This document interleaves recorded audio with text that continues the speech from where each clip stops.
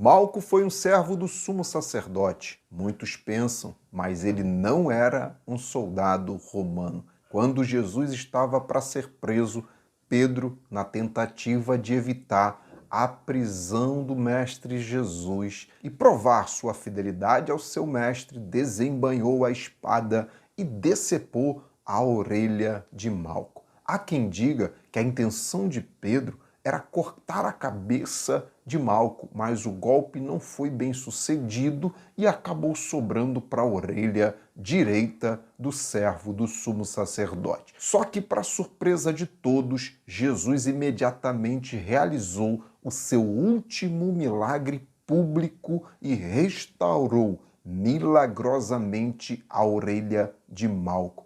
Pedro não sabia, mas o ato de Jesus não era um ato de bondade somente para Malco, mas para Pedro também, porque se Malco não fosse curado por Jesus, é bem provável que Pedro também tivesse sido preso e crucificado por causa daquela atitude. E eu, pela misericórdia do Senhor, separei 10 lições sobre o servo do sumo sacerdote Malco.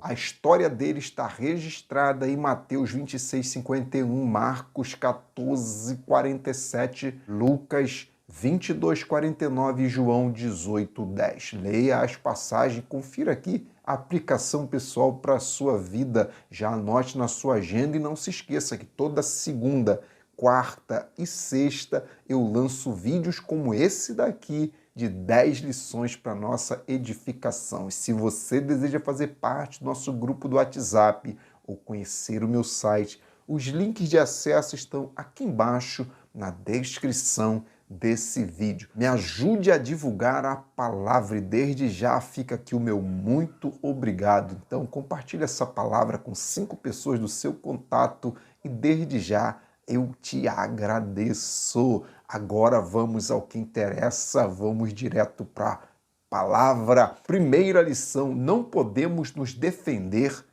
sozinhos. O golpe, irmãos, sofrido por Malco mostra a nossa incapacidade de nos proteger sem a ajuda de Deus. Se Deus não for o nosso refúgio, sem Deus, irmãos, estamos vulneráveis aos terríveis ataques do mal. Jesus disse em João 15:5, sem mim nada podeis fazer. E nós temos testificado que isso é uma grande verdade. A nossa força, a nossa capacidade, vem de Deus. Deus vê, irmãos, o que nós não vemos e ouve o que nós não ouvimos. As armadilhas, irmãos, são inúmeras e só Deus para nos livrar dos golpes da vida. Então, não dê um passo sem Deus. Sem Ele, somos presas fáceis nas garras do mal que brama como um leão. Aquele centurião de Cafarnaum é um exemplo. Mesmo ele sendo autoridade, ele não se apoiou na sua autoridade, mas se apoiou na autoridade de Jesus e por isso recebeu a bênção. A nossa autoridade não nos guarda dos golpes, não nos livra dos golpes. Precisamos de Jesus. Segunda lição, está ferido. Malco está ferido, mas não está morto. Alguns acreditam, irmãos, que Pedro tinha a intenção verdadeiramente de matar Malco com aquele golpe.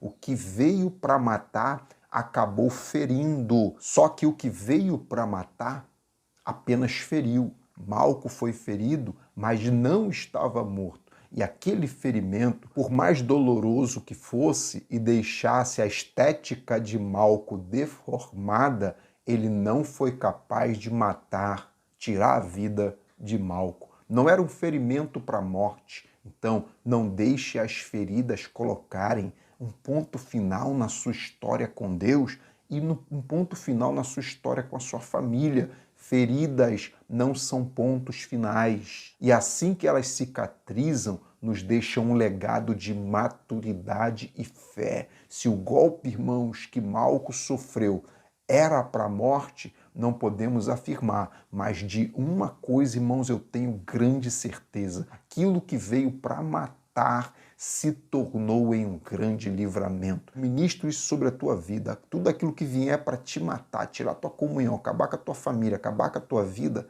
vai servir de maturidade para você. Vai te ferir e vai cicatrizar, te dando mais maturidade, testemunho e fé. Terceira lição: só foi ferido porque ele é servo. A Bíblia diz que Malco, irmãos, era servo do sumo sacerdote. Ser servo do sumo sacerdote naquela época era uma posição de honra. Malco estava, irmãos, estagiando para ser futuramente consagrado ao sacerdócio, e ele fazia um estágio ao lado do sumo sacerdote. Todo servo do sumo sacerdote estagiava no ano anterior à sua consagração de sacerdote. Só que, se Malco não fosse uma pessoa que almejava o episcopado e não tivesse uma visão ministerial, nada daquilo teria acontecido. E eu aprendo que quem se aventura na obra de Deus começa a sofrer ataques de todos os lados. Malco está sendo atacado porque é servo.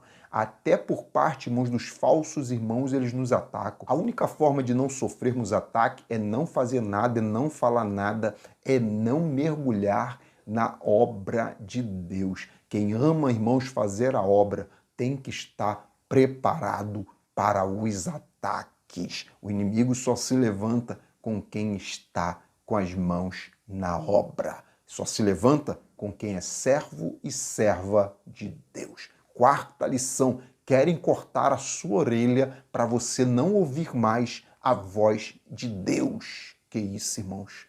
Tudo na Bíblia aponta para uma lição.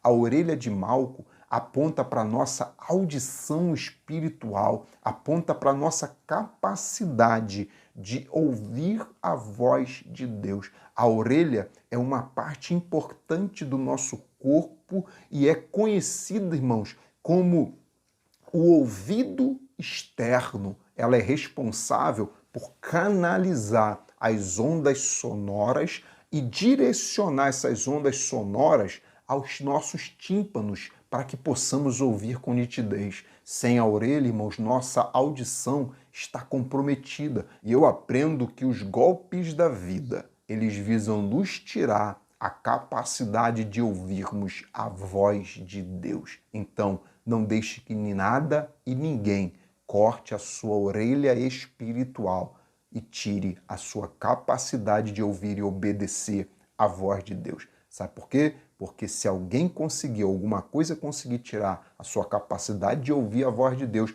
Deus vai falar e você não vai ouvir.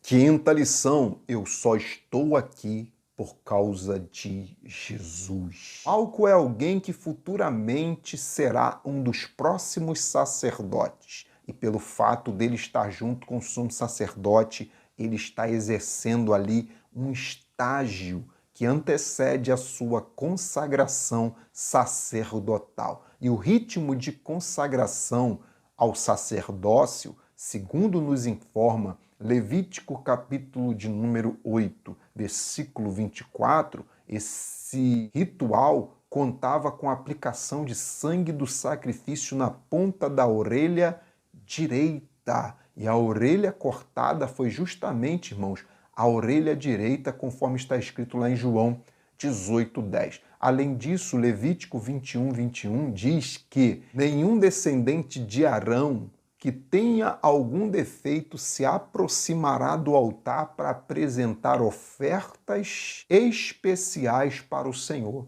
Só esse acidente em si, irmãos, além de servir como motivo de zombaria e bullying naquela época, também desqualificava Malco para o futuro sacerdote daquela nação. Mas graças a Jesus, Malco pôde voltar a sonhar novamente. Imagine Malco, irmãos, agora futuramente exercendo ali o seu sacerdócio e pensando: eu só estou exercendo o meu sacerdócio porque Jesus restaurou a minha orelha direita. Então, Toda vez que você entrar na igreja ou exercer algum ministério no reino de Deus ou lembrar da sua salvação, não se esqueça que graças a Jesus você pode exercer funções, graças a Jesus você está salvo, você só faz porque Jesus te curou. Vale a pena lembrar que a obra de Deus só é feita por pessoas